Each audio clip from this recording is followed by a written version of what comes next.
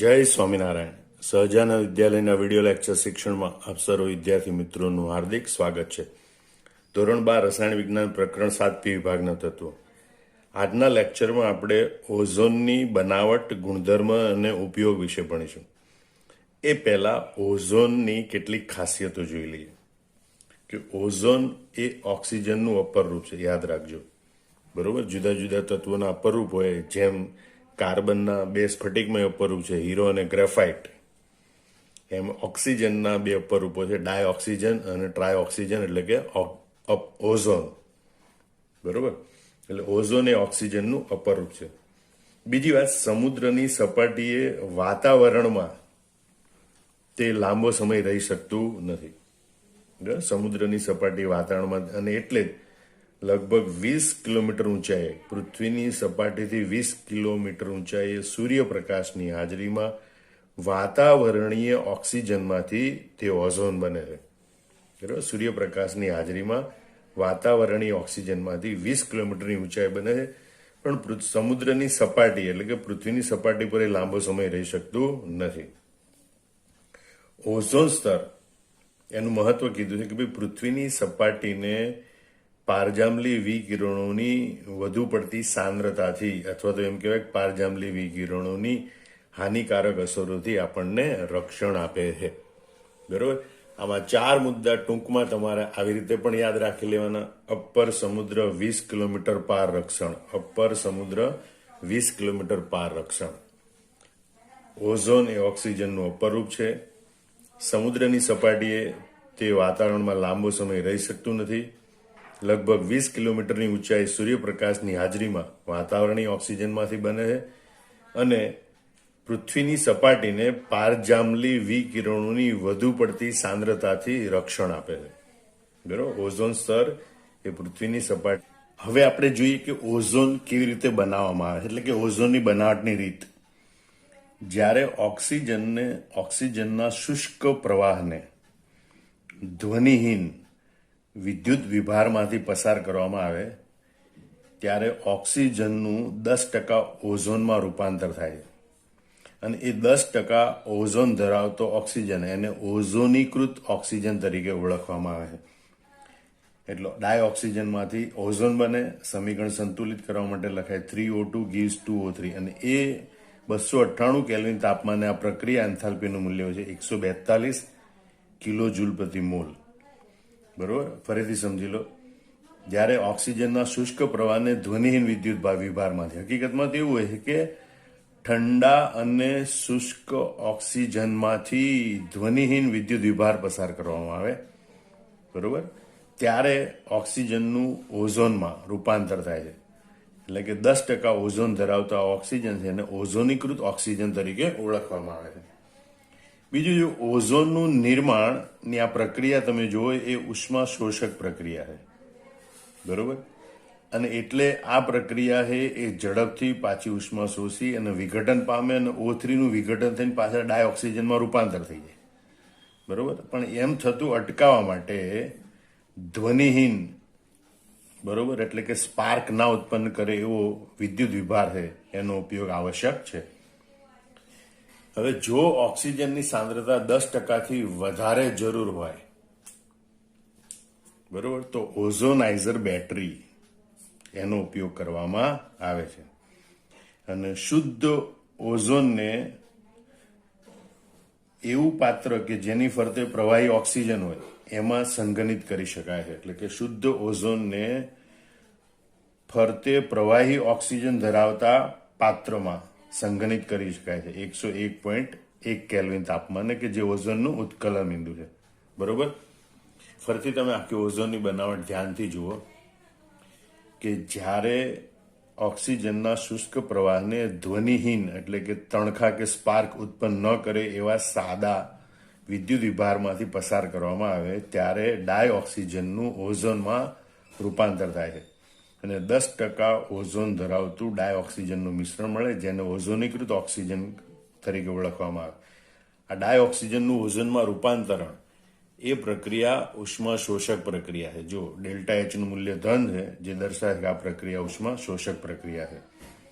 બરાબર. ઓક્સિજનમાંથી ઓઝોનનું નિર્માણ એ ઉષ્મા શોષક પ્રક્રિયા છે, અને એટલે આના વિઘટન, ઓઝોન બન્યા પછી એનું વિઘટન થતું રોકવા માટે ધ્વનિહીન વિદ્યુત વિભારનો ઉપયોગ જરૂરી હોય છે. જો ઓઝોનની સાંદ્રતા 10%થી વધારે જરૂર હોય તો ઓઝોનાઇઝર બેટરીનો ઉપયોગ કરવામાં આવે છે. અને શુદ્ધ ઓઝોન કેવી રીતે મેળવી શકાય? તો ફરતે પ્રવાહી ઓક્સિજન ધરાવતા પાત્રમાં શુદ્ધ ઓઝોનને 101.1 કેલ્વિન તાપમાન કરતા નીચા તાપમાને સંઘનિત કરી શકાય છે. બરોબર. તો આ રીતે તમારે બનાવટ યાદ રાખી લેવાની. હવે આપણે જોઈએ ઓઝોનના ગુણધર્મો. બરોબર. ટોટલ 8 ગુણધર્મો ભણવાના છે. એ પૈકી પહેલા 4 ભૌતિક ગુણધર્મો, પછી 3 એ રાસાયણિક ગુણધર્મો ભણવાના, અને છેલ્લે એક એનું બંધારણ વિશે ભણવાનું, કે એટલે કે એનો બંધારણીય ગુણધર્મો ભણવાનું. બરોબર. તો સૌથી પહેલા જુઓ કે ભાઈ ઓઝોનની અવસ્થાઓ, ઘન, પ્રવાહી અને વાયુ, તો ત્રણેય અવસ્થામાં એ જુદા જુદા રંગ ધરાવે છે. શુદ્ધ ઓઝોન જ્યારે વાયુ સ્વરૂપમાં હોય ત્યારે આછો વાદળી હોય, પ્રવાહી સ્વરૂપમાં હોય ત્યારે ઘેરો વાદળી હોય, અને ઘન સ્વરૂપમાં એ જાંબલી કાળો હોય છે. આવું યાદ રાખજો. આવા કેવા ઝાકા એમ નહીં, આવા ઘેવા ઝાકા. આવા એટલે આછો વાદળી વાયુ, ઘેવા એટલે ઘેરો વાદળી પ્રવાહી, ઝાકા એટલે જાંબલી કાળો ઘન. આમ યાદ રાખજો. શુદ્ધ ઓઝોન જો વાયુ સ્વરૂપમાં હોય તો આછો વાદળી હોય, પ્રવાહી સ્વરૂપમાં હોય તો ઘેરો વાદળી હોય, અને ઘન સ્વરૂપમાં હોય તો જાંબલી કાળો હોય છે. બીજો ગુણધર્મ છે એ વાસનો છે. પહેલો ગુણધર્મ આપણે જોઈએ કે અવસ્થા હતી, ઘન, પ્રવાહીનો વાયુ. બીજો ગુણધર્મ આપણે ભણવાનો છે વાસ વિશે. તો ઓઝોન એ વાસવિહીન છે એમ નહીં કહી શકીએ, કારણ કે અમુક ચોક્કસ લાક્ષણિક વાસ ધરાવે છે. એક વખત આપણે એની વાસ લીધી હોય તો બીજી વખત જ્યારે આપણા સંપર્કમાં આવે ત્યારે આપણે ઓળખી જઈએ કે આ ઓઝોનની વાસ છે. એને કોઈ નામ નથી આપ્યું, પણ એમ કીધું કે ભાઈ ઓઝોન એ લાક્ષણિક વાસ ધરાવે છે. પછી એની સાંદ્રતા અને એની સાંદ્રતાની અસર. તો ઓઝોનની ઓછી સાંદ્રતા છે એ બિન હાનિકારક છે, અથવા તો એમ કહેવાય કે હાનિકારક હોતી નથી. પણ જો વાતાવરણમાં ઓઝોનની સાંદ્રતા 100 ppm કરતાં વધે તો શ્વાસ લેવામાં પ્રતિકૂળતા જણાય. બરોબર. જેનાથી માથાનો દુખાવો થાય અને ઉબકા આવવા જેવી અસરો જોવા મળે છે. એટલે આને તમે એમ કહેવાય કે ભાઈ 100 શ્વાસ માગું.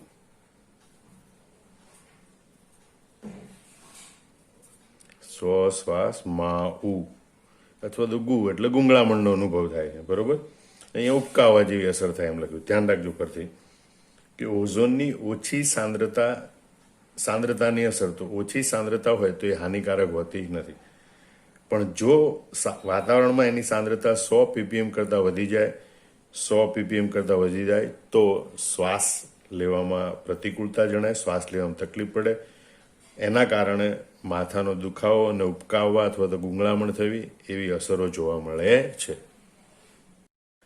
ચોથો મુદ્દો છે એ સ્થાયીતાના સંદર્ભમાં છે.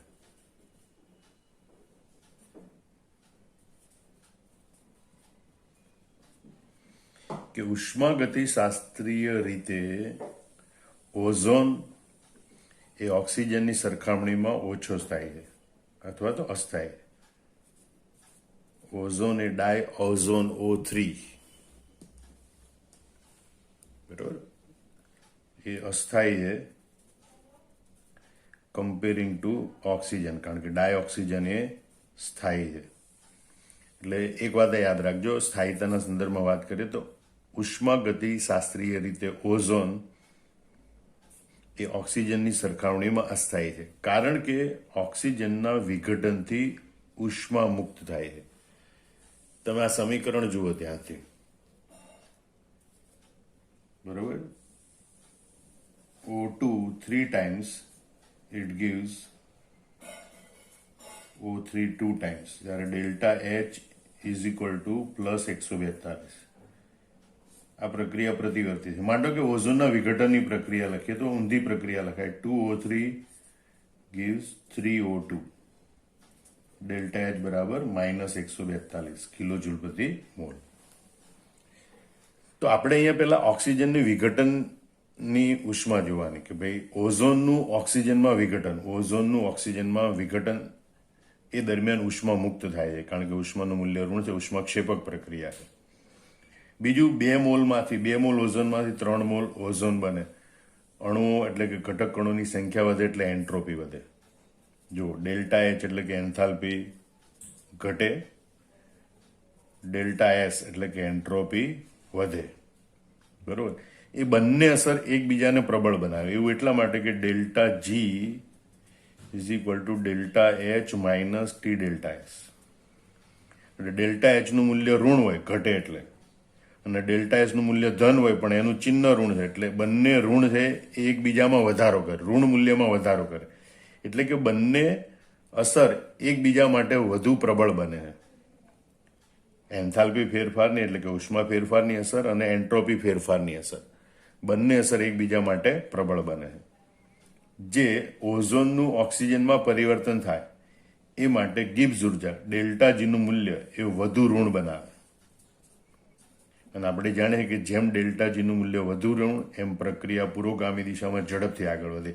એનો મતલબ કે ઓઝોનનું વિઘટન થઈ અને ઝડપથી ડાયઓક્સિજન બને. અને એટલે જો ઓઝોનની ઊંચી સાંદ્રતા હોય તો ઓઝોન એટલો ઝડપથી વિઘટન પામે કે એ વિસ્ફોટક પણ થઈ શકે.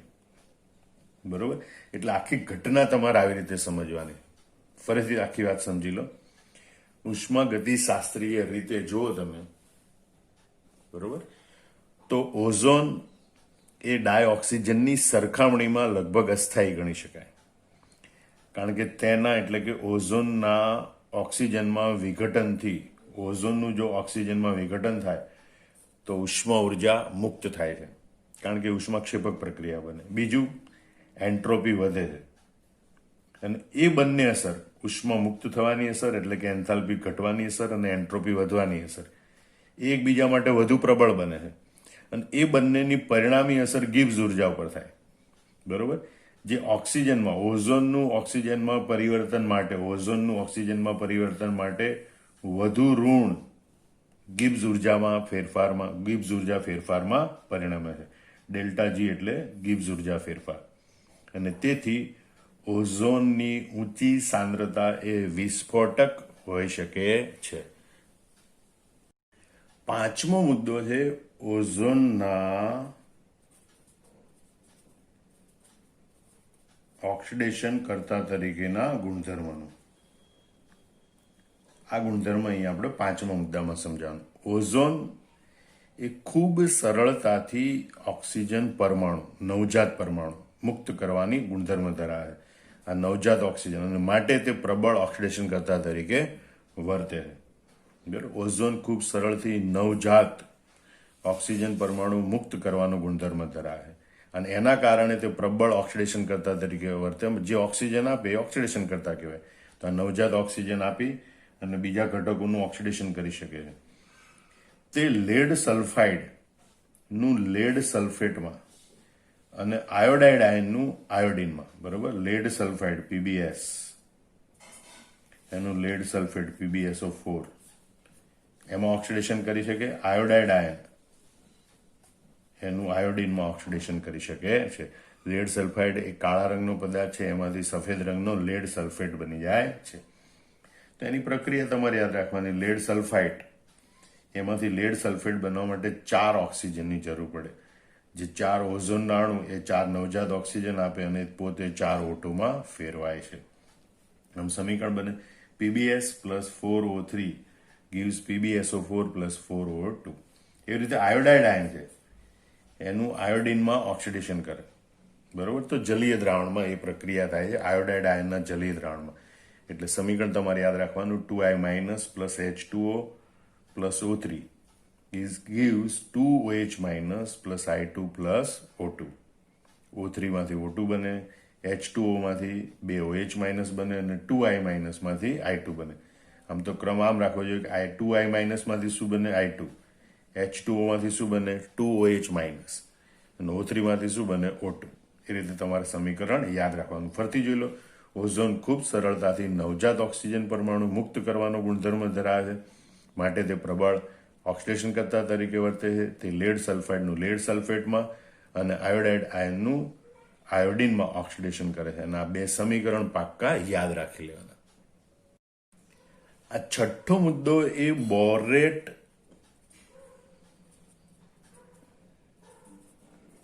બફર અનુમાપનનો મુદ્દો છે. એટલે કે ઓઝોન એ બોરેટ બફર દ્વારા બફરયુક્ત બનાવેલા પોટેશિયમ આયોડાઇડના વધુ દ્રાવણ સાથે પ્રક્રિયા કરે ત્યારે આયોડિન મુક્ત થાય છે. બરોબર. અને એ પછી સોડિયમ થાયોસલ્ફેટના પ્રમાણિત દ્રાવણ વડે તેનું અનુમાપન કરવામાં આવે. એટલે સોડિયમ થાયોસલ્ફેટના જથ્થા વડે આયોડિનનો જથ્થો માલુમ પડે અને આયોડિનના જથ્થા વડે આપણને ઓઝોનનો જથ્થો માલુમ પડે. અને આમ આપેલા મિશ્રણમાં કે આપેલા દ્રાવણમાં ઓઝોનનું પ્રમાણ કેટલું છે આપણે જાણી શકીએ છીએ. આમ આ પદ્ધતિ છે એ ઓઝોનના માપન માટેની જથ્થાત્મક પદ્ધતિ છે.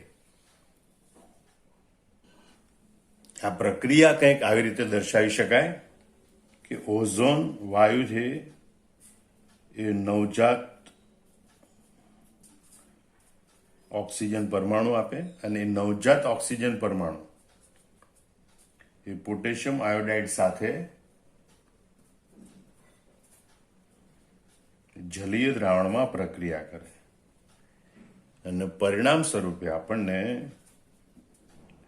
અહીંયા KOH મળે પ્લસ આયોડિન મુક્ત થાય. અને આ મુક્ત થતો આયોડિન છે એનું સોડિયમ થાયોસલ્ફેટ વડે અનુમાપન કરવામાં આવે. અને એટલે પહેલા આયોડિનનો જથ્થો નક્કી થાય ને એના ઉપરથી આપણને ઓઝોનનો જથ્થો નક્કી થાય. બરોબર. અહીંયા સમીકરણ સંતુલિત કરવા માટે આયોડિન 2 છે એટલે અહીં 2 લખવું પડે તો અહીંયા 2KOH લખવું પડે. આ બંને પ્રક્રિયાને આપણે સાથે લખીએ તો આમ લખી શકાય 2KI plus H2O plus O3, it gives 2KOH plus I2 plus O2. બરાબર. આ બંને નવજાત ઓક્સિજન વાળા મુદ્દા નીકળી જાય. તો ફરીથી આખી વાત સમજી લો કે ઓઝોન છે એની કોની જોડે પ્રક્રિયા કરવાની? બોરેટ બફર. અહીંયા બોરેટ બફરનો એટલા માટે ઉપયોગ કરવામાં કે પ્રક્રિયા દરમિયાન દ્રાવણની પીએચ નિશ્ચિત 9.2 જળવાઈ રહેવી જોઈએ. બરોબર. બોરેટ બફર છે એ સમગ્ર મિશ્રણની પીએચ પ્રક્રિયા દરમિયાન 9.2 જેટલી અચળ જાળવી રાખે અને એ બેઝિક અચળ પીએચ હોય ત્યારે જ આ પ્રક્રિયા શક્ય બને છે.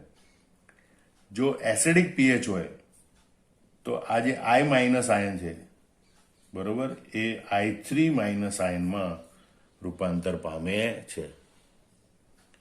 આમ ઓઝોનને બોરેટ બફર દ્વારા બફરયુક્ત બનાવેલા પોટેશિયમ આયોડાઇડના વધુ દ્રાવણ સાથે પ્રક્રિયા કરવામાં આવે ત્યારે આયોડિન મુક્ત થાય છે આવી રીતે. બરોબર. અને એ મુક્ત થયેલા આયોડિનનું સોડિયમ થાયોસલ્ફેટના પ્રમાણિત દ્રાવણ વડે અનુમાપન કરવામાં આવે. આમાં સમગ્ર પદ્ધતિ એ ઓઝોનના માપન માટેની જથ્થાત્મક પદ્ધતિ છે. સાતમો મુદ્દો એ નાઇટ્રોજનના ઓક્સાઇડ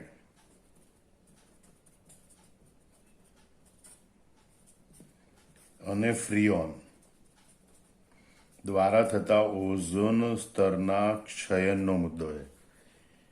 એટલે કે ભાઈ ઓઝોનના સ્તરનું કયા રાસાયણિક પદાર્થો વડે ક્ષયન થાય અને ઓઝોનનું સ્તર તૂટી રહ્યું છે જે પૃથ્વી માટે ખરેખર રક્ષા કવચ છે. બરોબર. તો એના મુદ્દાની ચર્ચા કરવાની. તો પ્રયોગો એમ દર્શાવે કે નાઇટ્રોજનના ઓક્સાઇડ સંયોજનો બરોબર ખાસ કરીને નાઇટ્રિક ઓક્સાઇડ NO એ ઓઝોન સાથે અતિ ઝડપથી સંયોજાય છે. બરોબર. નાઇટ્રોજનના ઓક્સાઇડ સંયોજનો છે એ ઓઝોન સાથે અતિ ઝડપથી સંયોજાય છે. જે લખેલું છે નાઇટ્રિક ઓક્સાઇડ ઓઝોન સાથે સંયોજાય નાઇટ્રોજન ડાયોક્સાઇડમાં રૂપાંતર પામે. પણ એ નાઇટ્રિક ઓક્સાઇડ ઓઝોન સાથે પ્રક્રિયા કરે એટલે ઓઝોનના અણુઓ વપરા થાય, ઓઝોનનું સ્તર તૂટતું જાય એટલે કે ઓઝોનના સ્તરનું ક્ષયન થાય. બરોબર. અને એટલે શક્ય છે કે સુપરસોનિક જેટ વિમાન એના નિર્ગમન તંત્રોથી ઉત્સર્જિત થતા નાઇટ્રોજનના ઓક્સાઇડ એ વાતાવરણમાંના ઓઝોન સ્તરની સાંદ્રતાનું ધીમે ધીમે ક્ષયન કરી રહ્યા છે, એટલે કે ધીમે ધીમે ઘટાડો કરી રહ્યા છે. સુપરસોનિક જેટ વિમાનમાં હાઇડ્રોજન નામનું બળતણ વપરાય અને એ બળતણમાં જે નાઇટ્રોજન હોય એ વિવિધ પ્રકારના નાઇટ્રોજનના ઓક્સાઇડમાં રૂપાંતર પામે. આ નાઇટ્રોજનના ઓક્સાઇડ છે એ ઓઝોન સાથે પ્રક્રિયા કરે આવી રીતે, અને ઓઝોનના અણુઓ છે એને ધીમે ધીમે તોડી નાખે, ઓઝોનના સ્તરને નુકસાન પહોંચાડે. ઓઝોનના સ્તરની સાંદ્રતા ધીમે ધીમે ઘટે અને એનું ક્ષયન થાય છે. એવી જ રીતે બીજું છે ફ્રીઓન, બરોબર, જેને CFC પણ કહેવાય, ક્લોરોફ્લોરોકાર્બન્સ, બરોબર, કે જે સંયોજનમાં કાર્બન સાથે માત્ર ફ્લોરિન અને ક્લોરિન પરમાણુઓ જોડાયેલા હોય, તો એવા સંયોજનોને કહેવાય ક્લોરોફ્લોરોકાર્બન્સ અથવા એને કહેવાય ફ્રીઓન. એ સામાન્ય રીતે એરોસોલ સ્પ્રે, બરોબર, બધી જાતના સ્પ્રે હોય છે કે જેમાંથી આપણે ફુવારો છૂટે, એ બધા એરોસોલ સ્પ્રે અને પ્રશીતકો, ખાસ કરીને એર કન્ડિશનર અને રેફ્રિજરેટરમાં આ ફ્રીઓનનો ઉપયોગ થાય છે, બરોબર, કારણ કે એ ઝડપથી પ્રસરણશીલ છે. એટલે ફ્રીઓન કે ક્લોરોફ્લોરોકાર્બન એ એરોસોલ સ્પ્રેમાં અને પ્રશીતકમાં ઉપયોગી છે. પણ એના કારણે ઓઝોનના સ્તરનું ક્ષયન થાય છે, કારણ કે ક્લોરોફ્લોરોકાર્બન છે એ પણ આ ઓઝોનના અણુઓ સાથે પ્રક્રિયા કરી ઓઝોનના અણુઓનો નાશ કરે છે, અને માટે એ પણ ઓઝોનના સ્તરના ક્ષયન માટે જવાબદાર બને છે. આમાં મુદ્દો યાદ રાખી લો. પ્રયોગો એમ દર્શાવે છે કે નાઇટ્રોજનના ઓક્સાઇડ સંયોજનો ઓઝોન સાથે ઝડપથી સંયોજાય છે. તો નાઇટ્રોજનના ઓક્સાઇડ સંયોજનો આવે ક્યાંથી? સુપરસોનિક જેટ વિમાનના નિર્ગમન તંત્રમાંથી, એટલે કે એક્ઝોસ્ટમાંથી ઉત્સર્જિત થતા નાઇટ્રોજનના ઓક્સાઇડ એ વાતાવરણમાંના ઓઝોન સ્તરની સાંદ્રતા ઘટાડે અને ઓઝોન સ્તરનું ધીમે ધીમે ક્ષયન કરી રહ્યા હોય છે. સમીકરણ લખવાનું, NO + O3 gives NO2 + O2. બીજું છે ફ્રીઓન, કે જે એરોસોલ સ્પ્રે અને પ્રશીતક તરીકે ઉપયોગી છે. પણ આ એરોસોલ સ્પ્રેમાં કે પ્રશીતકમાં વપરાશ બાદ ત્યારે જે વાતાવરણમાં ભળે ત્યારે ઉપલા સ્તરમાં જઈ અને ઓઝોનના સ્તરનું ક્ષયન કરે છે અને ઓઝોનના સ્તરને નુકસાન પહોંચાડે છે. 8મા મુદ્દામાં આપણે ઓઝોનનું સસ્પંદન બંધારણ સમજાવવાનું છે.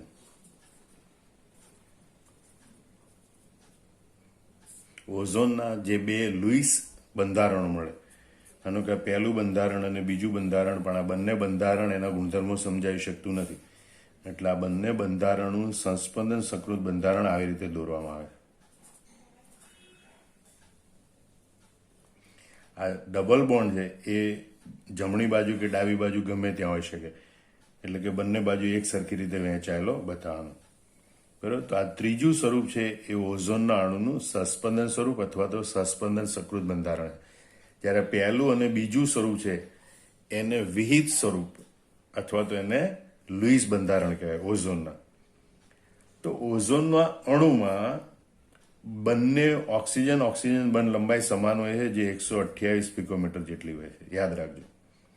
અને બંધકોણનું મૂલ્ય એ પણ નિશ્ચિત હોય છે, એ 117 ડિગ્રી હોય છે. આમ તો sp2 સંકરણ પ્રમાણે બંધકોણ 120 હોવો જોઈએ, પણ આ બંધકારક ઇલેક્ટ્રોન યુગ્મ છે, આ બંધકારક ઇલેક્ટ્રોન યુગ્મ ઉપર વધારે અપાકર્ષણ બળ લગાડે અને માટે બંધકોણ 120 થી ઘટીને 117 જોવા મળે છે. તો આ સસ્પંદન બંધારણ સમજાવવાનું, યાદ રાખવાનું. ફરીથી જોઈ લો. ઓઝોનના અણુમાં બંને ઓક્સિજન બંધની બંધ લંબાઈ સમાન હોય છે, 128 પિકોમીટર હોય છે. તેમાં બંધકોણ 117 ડિગ્રી હોય છે, માટે એના અણુનો આકાર કોણીય હોય છે, બરોબર. એટલે ઓઝોન છે એને આવી રીતે સીધો દર્શાવવામાં આવતો નથી. તે બે સસ્પંદન બંધારણ ધરાવે, એટલે કે બે લુઈસ બંધારણ ધરાવે છે, અને એનું વચગાળાનું વાસ્તવિક બંધારણ એ સસ્પંદન સકૃત બંધારણ આવી રીતે દર્શાવી શકાય છે. ઓઝોનના ગુણધર્મો યાદ રાખવા માટે તમે આવો માઇન્ડ ચાર્ટ પણ બનાવી શકો છો. એમાં અવસ્થા વિશે ભણવાનું, ઘન પ્રવાહી વાયુ, આછો વાદળી, ઘેરો વાદળી, જાંબલી કાળો, લાક્ષણિક વાસ ધરાવે, સાંદ્રતા ઓછી હોય તો બિનહાનિકારક, 100 ppm કરતાં વધારે હોય તો શ્વાસોશ્વાસમાં તકલીફ પડે, માથાનો દુખાવો થાય, ઉબકા આવે. સ્થાયીતા ઓઝોન એ O2ની સરખામણીમાં ઓછો સ્થાયી છે. ઓઝોનના વિઘટનની પ્રક્રિયા એ ઉષ્માક્ષેપક છે. ΔH નું મૂલ્ય ઋણ હોય, એન્ટ્રોપી વધે અને માટે આ બંને એકબીજાને પ્રબળ બનાવે અને એટલે ડેલ્ટા જીનું મૂલ્ય વધુ ઋણ બને અને એટલે ઓઝોનની ઊંચી સાંદ્રતાએ તે ઘણી વખત વિસ્ફોટક હોય છે. ઓઝોનનું વિઘટન થવાથી નવજાત ઓક્સિજન ઉત્પન્ન થાય એટલે ઓઝોનને ઓક્સિડેશન કરતા તરીકે વર્તે. લેડ સલ્ફાઇડનું લેડ સલ્ફેટમાં, આયોડાઇડ આયનનું આયોડિનમાં ઓક્સિડેશન કરે છે.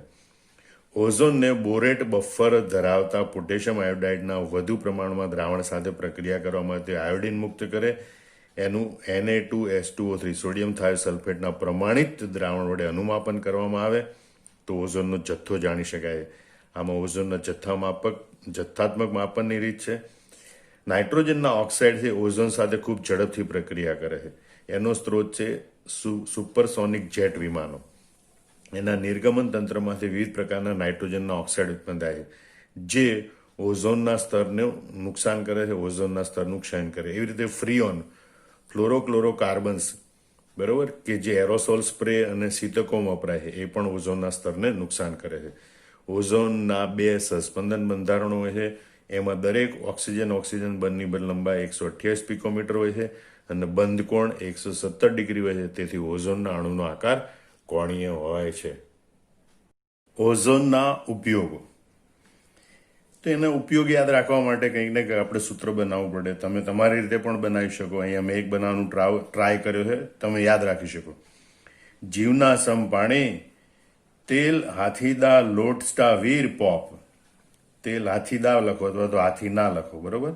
તેલ હાથીના લોસ્ટા વીર પોપ.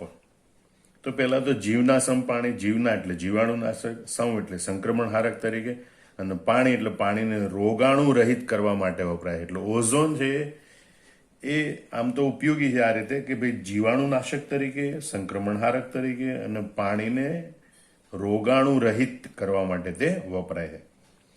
બીજું વીર એટલે વિરંજક એટલે કે બ્લીચિંગ પ્રક્રિયામાં તે વપરાય. યાદ રાખજો, વીર એટલે વિરંજન પ્રક્રિયામાં એટલે કે બ્લીચિંગ પ્રક્રિયામાં વપરાય છે. તો કોના? તેલ, હાથીદાંત, લો એટલે લોટ, સ્ટા એટલે સ્ટાર, તેલ હાથી લોસ્ટા, બરોબર. એટલે તેલ, હાથીદાંત, લોટ, સ્ટાર્ચ વગેરેની વિરંજન પ્રક્રિયામાં ઓઝોનનો ઉપયોગ થાય છે.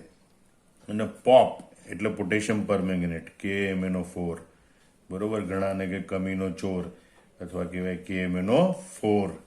પોટેશિયમ પરમેંગનેટના ઉત્પાદનમાં ઓક્સિડેશન કરતા તરીકે પણ ઓઝોન ઉપયોગી છે. આમ ફરીથી જોઈ લો. જીવના સમ પાણી એટલે જીવાણુનાશક તરીકે, સંક્રમણ હારક તરીકે અને પાણીને રોગાણુ રહિત કરવા માટે ઓઝોન વપરાય છે. તેલ હાથીના લોસ્ટા વીર, વીર એટલે વિરંજન પ્રક્રિયામાં, બ્લીચિંગ પ્રક્રિયામાં, તેલ, હાથીદાંત, લોટ અને સ્ટાર્ચની વિરંજન પ્રક્રિયામાં તે વપરાય છે. પોપ એટલે પોટેશિયમ પરમેંગનેટ, KMnO4 પોટેશિયમ પરમેંગનેટના ઉત્પાદનમાં તે ઓક્સિડેશન કરતા તરીકે વર્તે છે. આમાં સમગ્ર જવાબ ઓઝોનના ગુણધર્મો, ઓઝોનની બનાવટ, ઓઝોનના ઉપયોગો યાદ રાખી લેવાના અને નોટબુકમાં લખી લેવાના. જય સ્વામિનારાયણ.